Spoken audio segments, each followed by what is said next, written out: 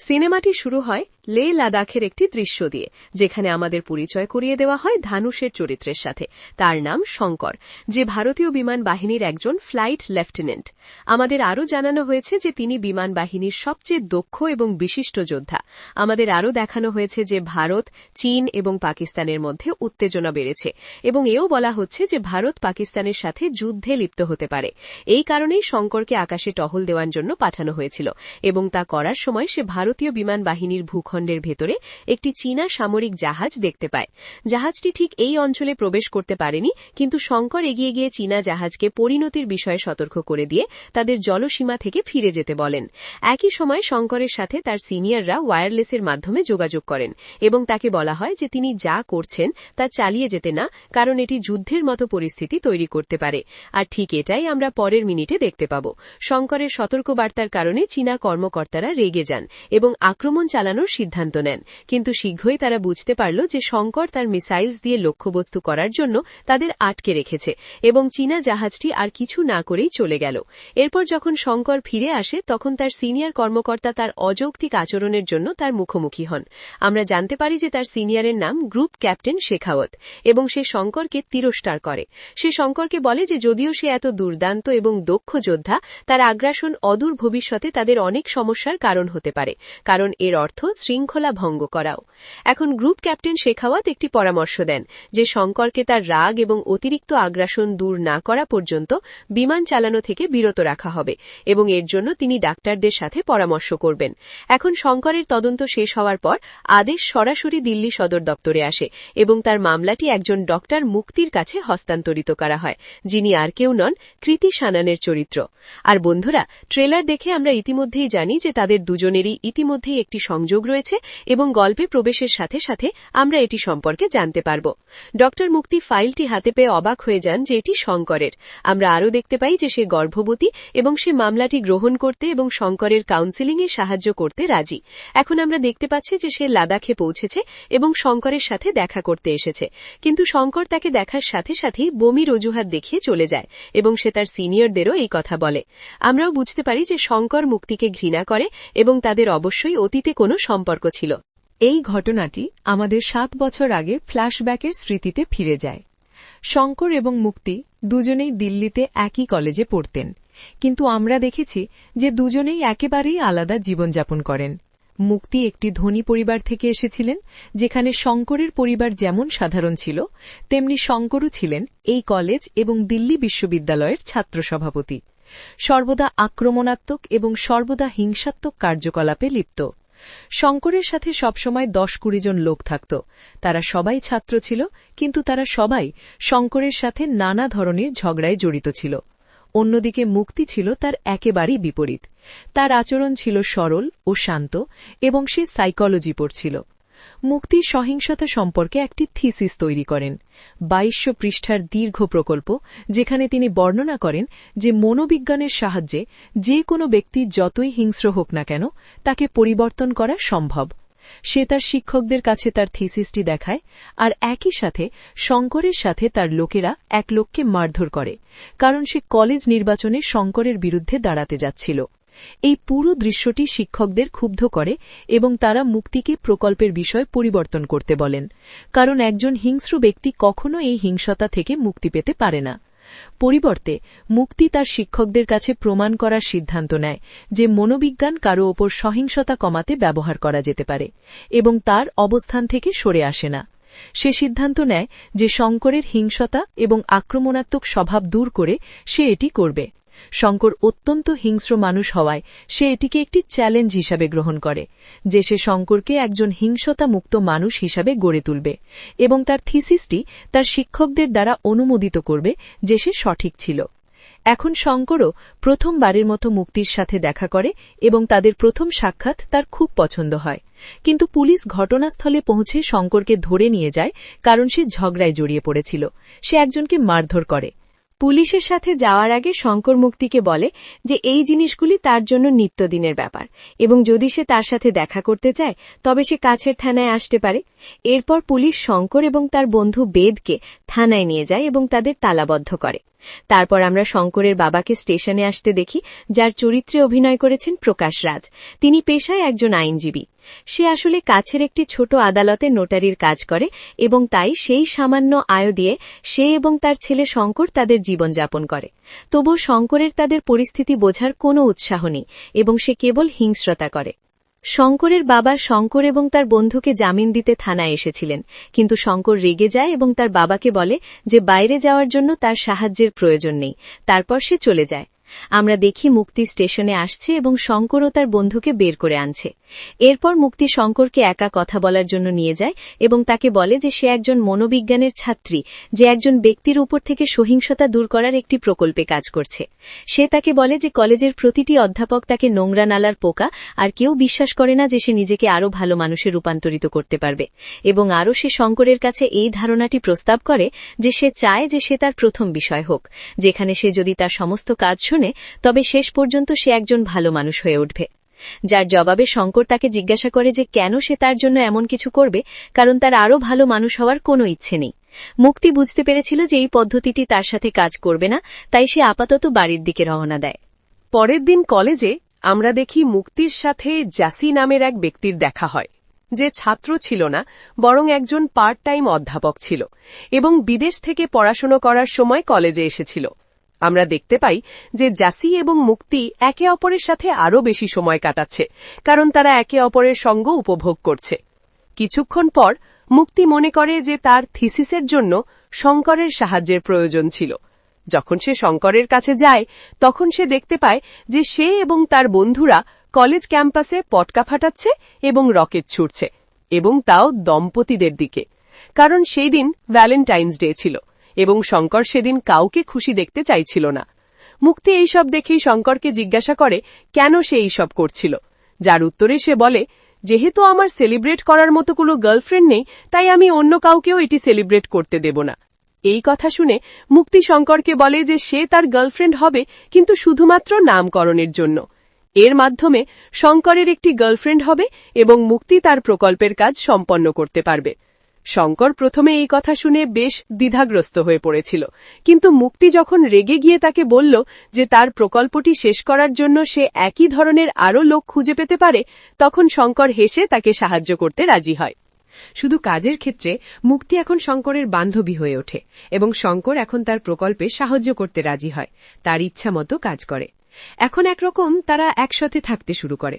এখন সময়ের সাথে সাথে সে শঙ্করের সবকিছুই লক্ষ্য করতে শুরু করে, তার পছন্দ অপছন্দ, তার দৈনন্দিন রুটিন, কোন কোন জায়গায় যেতে সে পছন্দ করে ইত্যাদি। এবং সবচেয়ে গুরুত্বপূর্ণ বিষয় হল আসলে তাকে কি রাগিয়ে তোলে। 2 মাস কেটে গেছে এবং আমরা দেখতে পাচ্ছি শঙ্করের মুক্তির প্রতি তেমন অনুভূতি, কিন্তু মুক্তির ক্ষেত্রে এটি কেবল তার প্রকল্পের কারণেই হয়েছিল। কিন্তু আমরা দেখতে পাচ্ছি যে এই 2 মাসে সে শঙ্করের মধ্যে অনেক পরিবর্তন এনেছে। একদিন আমরা দেখি তার বন্ধু বেড কলেজের বাইরে বাস কন্ডাক্টরের সাথে তর্ক করছে, এবং যখনই এটি শঙ্করের কাছে পৌঁছায় তখনই সে তার বন্ধুদের সাথে সেখানে যায় এবং বাসটি সম্পূর্ণরূপে ধ্বংস করে দেয়। তারা বাস চালক ও কন্ডাক্টরকেও মারধর করে। মুক্তি এই কথা জানতে পারে এবং তাকে থামাতে তার কাছে ছুটে যায়। সে সেখানে পৌঁছে শঙ্করকে বলে যে যদি সে বন্ধ না করে তবে এই প্রজেক্ট অধ্যাপকদের দ্বারা অ্যাপ্রুভড হবে না, আর আগের এই 2 মাস বৃথা যাবে। আর সেই কারণে সে শঙ্করকে বলেছিল যে যাই হোক না কেন সে কাউকে মারবে না। এবার আমরা দেখতে পাই শিক্ষকরাও ঘটনাস্থলে আসছেন এবং সবার সামনে মুক্তি বাস কন্ডাক্টরকে শঙ্করকে চড় মারতে বলেন, এবং সে তা করে, কিন্তু শঙ্কর কিছুই করে না। কিন্তু এই ঘটনার আগে শঙ্কর মুক্তিকে বলেছিল যে যদি তাকে মুক্তির কথা শুনতে হয় তবে তাকেও তাকে মজা দিতে হবে, এবং সে রাজি হয়ে যায়। সবকিছু ঘটে যাবার পর মুক্তি শঙ্করকে একটি হোটেলের ঘরে নিয়ে যায় এবং তাকে যা ইচ্ছা তাই করতে বলে, কিন্তু শঙ্কর তা প্রত্যাখ্যান করে বলে যে সে তার প্রকল্পের জন্য সবকিছু করতে রাজি হতে পারে, কিন্তু শঙ্কর তা করবে না। শঙ্কর চলে যায় এবং আমরা এইসব দেখতে পাই কারণ শঙ্করের মুক্তির প্রতি ভালোবাসা অনুভূতি শুরু হয়েছে। পরের দিন আমরা দেখি যে মুক্তির থিসিস শিক্ষকদের দ্বারা অনুমোদিত এবং স্বাক্ষরিত হয়েছে, এবং তাই সে মনোবিজ্ঞানের ডাক্তার হয়ে উঠেছে, যা তাকে খুব খুশি করে। সে শঙ্করের কাছে যায় এবং খুশি মনে বলে লাভ ইউ, কারণ শঙ্কর তাকে ডিগ্রি অর্জনে সাহায্য করেছিল। শঙ্কর তার কথা মনোযোগ সহকারে শোনে এবং তারপর তাকে বলে যে তার জন্য তার কেমন লাগছে। তারপর সে তাকে বলে কেন সে সবকিছুতেই এত রেগে যায়। সে মুক্তিকে বলে যে যখন সে মাত্র 10 বছর বয়সী ছিল তখন সে তার চোখের সামনে তার মাকে পুড়িয়ে মারা যেতে দেখেছিল, যেন সেও সেই আগুনে পুড়ে গেছে। আর তারপর থেকে সে সবসময় সেই জ্বলন্ত অনুভূতি তার সাথে বয়ে বেড়াচ্ছে। এই অনুভূতি তাকে সবসময় রাগান্বিত করে। এই কারণেই আমি কখনোই আমার রাগ নিয়ন্ত্রণ করতে পারিনি। তারপর সে তাকে বলে যে সে কিভাবে তাকে বদলে দিয়েছে এবং সে আসলে কিভাবে তাকে হৃদয় থেকে ভালোবাসে। শঙ্কর তাকে বলে, আমি তোমাকে অনেক ভালোবাসি মুক্তি, এবং আমি সবসময় তোমার সাথে থাকতে চাই। এখন আমরা মুক্তিকে হতবাক এবং অবাক দেখতে পাই, কারণ আমরা জানি যে শঙ্কর তাকে অবশ্যই ভালোবাসত, কিন্তু মুক্তি কখনো তার জন্য কিছু অনুভব করেনি, একবারের জন্যেও না। ঠিক সেই সময়ে মুক্তির বন্ধু কলেজের গেট থেকে তাকে ডাকে এবং মুক্তি তৎক্ষণাৎ শঙ্করকে ছেড়ে চলে যায়। এই দেখে শঙ্করের মন ভেঙে যায়। এখন শঙ্কর রাতের বেলা বন্ধুদের সাথে মদ্যপান করছিল এবং ভাবছিল যে মুক্তি কিভাবে তার সাথে বিশ্বাসঘাতকতা করেছে। সেই মুহূর্তে শঙ্করের এক বন্ধু তার কাছে এসে তাকে বলে যে সে কলেজের সেই ছেলেটির সম্পর্কে তথ্য এনেছে যার সাথে মুক্তি সকালে চলে গিয়েছিল। সে আসলে মুক্তির বাবার বন্ধুর ছেলে। তারা দুজনেই ফ্রান্সে থাকাকালীন একসাথে পড়াশোনা করেছিল এবং তাদের বাবা তাদের বিয়ে দেওয়ার সিদ্ধান্ত নিয়েছে। এইসব শুনে শঙ্কর প্রচণ্ড রেগে যায় এবং যখন সে জানতে পারে যে এই সময়ে তারা দুজনেই একটি বারে কোথাও আছে, তখন শঙ্কর তাদের মুখোমুখি হওয়ার জন্য তৎক্ষণাৎ চলে যায়। শঙ্কর তাদের দুজনের সাথেই তর্ক করে এবং মুক্তিকে বলে যে সে তাকে ভালোবাসে এবং মুক্তি তার সাথে বিশ্বাসঘাতকতা করেছে। সে চলে যায়। এখন যেহেতু মুক্তি মনোবিজ্ঞানের ডাক্তার ছিল, সে জানত শঙ্করের মতো মনোবিজ্ঞানী মানুষরা কি করতে সক্ষম। তাই সে শঙ্করের কাছে গিয়ে তাকে সবকিছু বলার কথা ভাবছে, তাকে সবকিছু বুঝিয়ে দেওয়া যে তাদের দুজনের মধ্যে কোনো মিল নেই। এইসব ভাবতে ভাবতে মুক্তি শঙ্করের বাড়িতে এসে পৌঁছায়। সে দেখতে পায় এটি একটি ছোট পুরনো বাড়ি। ভেতরে ঢুকে সে শঙ্কর, তার বাবা এবং তার বন্ধুকে রাতের খাবার খেতে বসেছে। সে তাকে বলতে চেয়েছিল যে সে তাকে ভালোবাসে না, তাই তারও উচিত তার জীবন নিয়ে এগিয়ে যাওয়া, কিন্তু সে পারেনি কারণ তার বাবাও সেখানে ছিলেন। পরিবর্তে সে শঙ্করকে তার বাড়িতে আমন্ত্রণ জানায় এবং তাকে তার বাবার সাথে কথা বলতে বলে এবং চলে যায়। এরপর শঙ্কর, তার বাবা এবং তার বন্ধু খুব খুশি হয়ে নাচতে শুরু করে। তারা মনে করে মুক্তিও শঙ্করকে ভালোবাসে। এখন পরের দিন কোনো বিলম্ব না করে শঙ্কর মুক্তির বাড়িতে তার বাবার সাথে দেখা করতে যায়। মুক্তির বাবা যখন শঙ্করের সাথে দেখা করেন তখন তিনি শঙ্করকে জিজ্ঞাসা করেন যে সে কত আয় করে, তার কাজ কি, কোথায় কাজ করে। এখন শঙ্কর কাজ করে না, কিছু আয়ও করে না, আর মুক্তির বাবা তার প্রতি অসম্মানজনক আচরণ করছিলেন। তিনি শঙ্করকে বলেছিলেন যে তিনি যুগ্ম সচিবের পদে আছেন। সে শঙ্করকে আরও বলে যে আইএএস এবং আইপিএস অফিসাররাও তার নিচে আসে। এইসব শুনে শঙ্কর বুঝতে পারে যে মুক্তির বাবা তাকে অসম্মান করছেন। সে মুক্তির বাবাকে জিজ্ঞেস করে, তোমার পদে পৌঁছানোর জন্য আমাকে কি করতে হবে? মুক্তির বাবা শঙ্করকে বলেন, এখানে পৌঁছাতে হলে প্রথমে তোমাকে একজন আইএএস অফিসার হতে হবে। এর জন্য 3টি ধাপ আছে: প্রিলিমিনারি, মেইন এবং ইন্টারভিউ। কিন্তু সে শঙ্করকে বলে যে যদি সে প্রিলিমিনারিও পাশ করে তাহলে সে তাদের বিয়েতে রাজি হবে। এখন শঙ্কর এটাকে নিজের অহংকারে নিয়েছিল এবং মুক্তির বাবাকে বলেছিল যে সে এখন থেকে মুক্তির সাথে যোগাযোগ করবে যখন সে প্রিলিমিনারি পাশ করবে। এইসব শুনে মুক্তি শঙ্করকে থামায়। সে তাকে বলে যে এটা এত সহজ নয় যতটা মনে হয়। প্রতি বছর লক্ষ লক্ষ ছাত্র প্রিলিমিনারি দেয়, কিন্তু তাদের মধ্যে খুব কম সংখ্যকই পাশ করে। শঙ্কর তার কথায় কান দেয় না এবং বলে যে প্রিলিমিনারি পাশ করার পর সে তার সাথে যোগাযোগ করবে। এখন আমরা দেখতে পাচ্ছি যে শঙ্করের ইউপিএসসি সম্পর্কে কোনো ধারণা নেই। সে আইএএস, আইপিএস, ইউপিএসসির পূর্ণরূপও জানে না। কিন্তু ধীরে ধীরে সে তার যাত্রা শুরু করে। সে এটি সম্পর্কে আরও জানতে, বই কিনতে এবং এটির জন্য পড়াশোনা করতে শুরু করে। সে 2বার ফেল করে, কিন্তু 3য়বার পাশ করে। তারপর সে মুক্তির সাথে যোগাযোগ করে এবং তার সাথে দেখা করতে যায়। কিন্তু যখনই সে তার বাড়িতে পৌঁছায় তখনই সে অবিশ্বাস্যভাবে হতবাক হয়ে যায়, কারণ শঙ্কর যখন তার প্রিলিমিনারি পরীক্ষার প্রস্তুতি নিচ্ছিল তখন 3 বছর কেটে গেছে এবং মুক্তি আরও পড়াশোনার জন্য মার্কিন যুক্তরাষ্ট্রে চলে যায়। সেখানে তার সাথে জাসির দেখা হয় এবং তারা দুজনেই প্রেমে পড়ে। আর আজ মুক্তির বাড়িতে তাদের এঙ্গেজমেন্ট হচ্ছে। শঙ্কর যা দেখছে তা বিশ্বাস করতে পারছে না। শঙ্কর যুক্তি দেখায়, মুক্তিকে অনেক খারাপ কথা বলে এবং চলে যায়। কিন্তু সে এমন বিশ্বাসঘাতকতা সহ্য করতে পারে না, তাই সে পেট্রোল বোমা নিয়ে ফিরে আসে এবং মুক্তির বাড়িতে তা ছুঁড়ে মারে। মুক্তি এইসব দেখে ভয় পেয়ে যায় এবং সে বুঝতে পারে যে শঙ্কর সম্ভবত তার প্রিলিমিনারি পরীক্ষায় উত্তীর্ণ হয়েছে। সে দ্রুত ফলাফল পরীক্ষা করতে যায় এবং দেখে যে শঙ্কর সত্যিই উত্তীর্ণ হয়েছে। শঙ্কর রেগে মুক্তির কাছে আসে এবং তাকে বলে, আমি তোমাকে বলেছিলাম প্রিলিমিনারি পাশ করার পর তোমার সাথে যোগাযোগ করব। আমি তোমাকে বলেছিলাম আমার ফোন ধরতে, কিন্তু তুমি তা করনি এবং তাছাড়া তুমি অন্য কাউকে বিয়ে করার পরিকল্পনা করছ। এইসব দেখে আমি পাগল হয়ে যাচ্ছি, যেন আমার পুরো শরীর আগুনে পুড়ে যাচ্ছে। এটা এমন কিছু যা আমি সহ্য করতে পারছি না। আমি এখন কি করব বুঝতে পারছি না।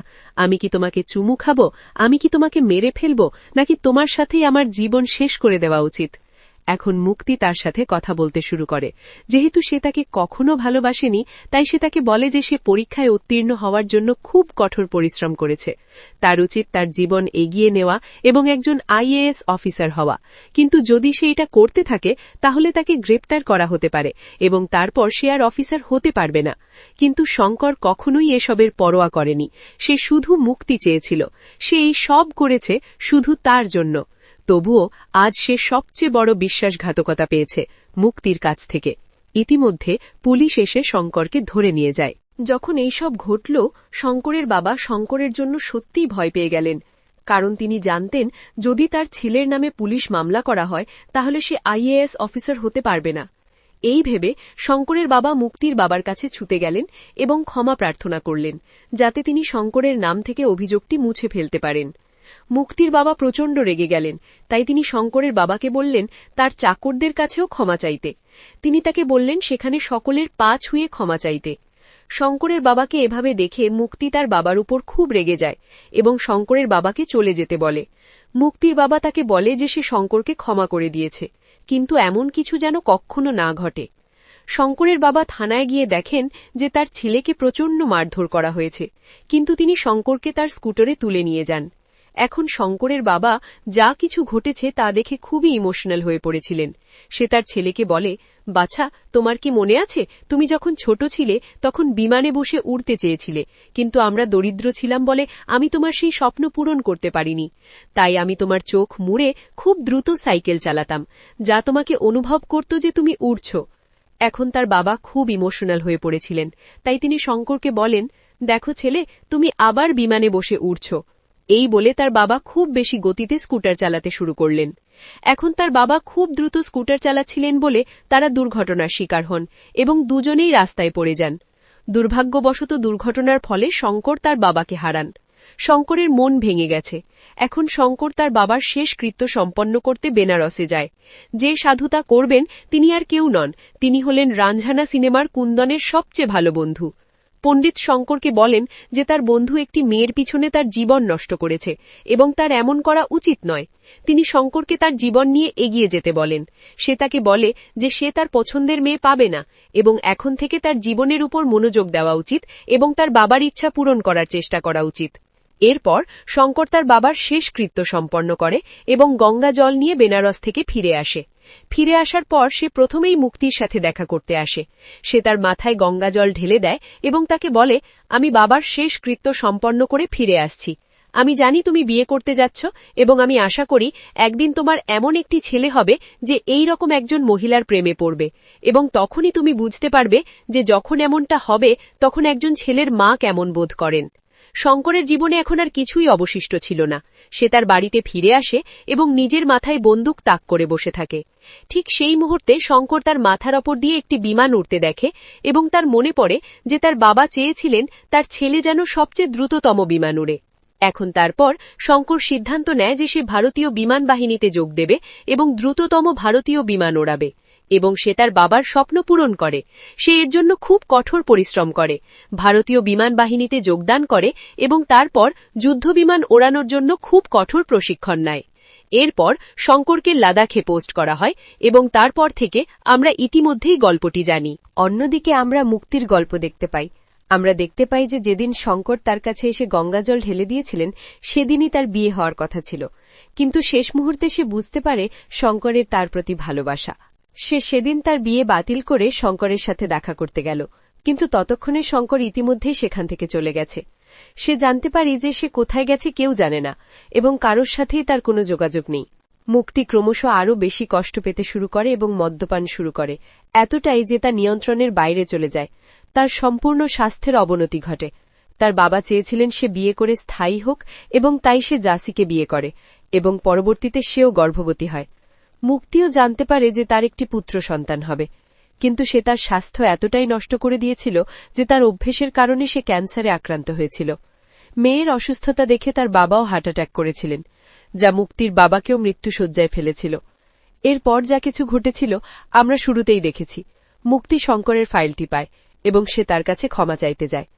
বর্তমানে মুক্তির লাদাখে আছে, শঙ্করের সাথে কথা বলার চেষ্টা করছে, কিন্তু শঙ্কর তাকে দেখে খুব রেগে যায়। মুক্তি তার সাথে কথা বলার চেষ্টা করে এবং তাকে বলে, শঙ্কর, দয়া করে বুঝতে পারো, প্রতিটি মেয়েই এমন একজন রাজপুত্রের স্বপ্ন দেখে যাকে সে বিয়ে করবে, শঙ্করের মতো কাউকে নয়। এই কারণেই সে কখনো কিছু অনুভব করেনি, কিন্তু তারপর আমিও তোমার প্রেমে পড়ে গেলাম। আমি যেমনই হই না কেন, এর জন্য তুমিও দায়ী। এখন এইসব শুনে শঙ্কর কিছু বলে না, শুধু হাসে। মুক্তি তাকে বলে যে সে জানত শঙ্কর কিভাবে প্রতিক্রিয়া জানাবে, তাই সে কখনো ক্ষমা চাইতে বা তার প্রতি তার ভালোবাসা স্বীকার করতে আসেনি। সে তাকে বলে যে সে তার ছেলের জন্য এখানে আছে।